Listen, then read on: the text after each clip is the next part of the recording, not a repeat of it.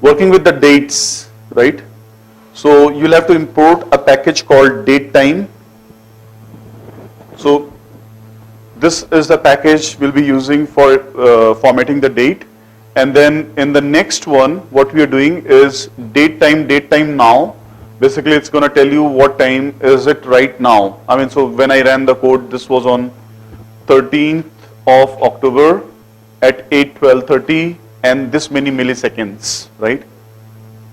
I don't care about the milliseconds, so I actually just want to know the date. So that was 2017, 13th of October. Or if you want to just get the time, you can get the time and so on and so forth, right? So you can chop off different way.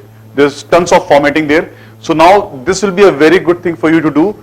Type help and look at the date time and look at how many different formats or the options it has, and you'll be surprised how many different options it has, right?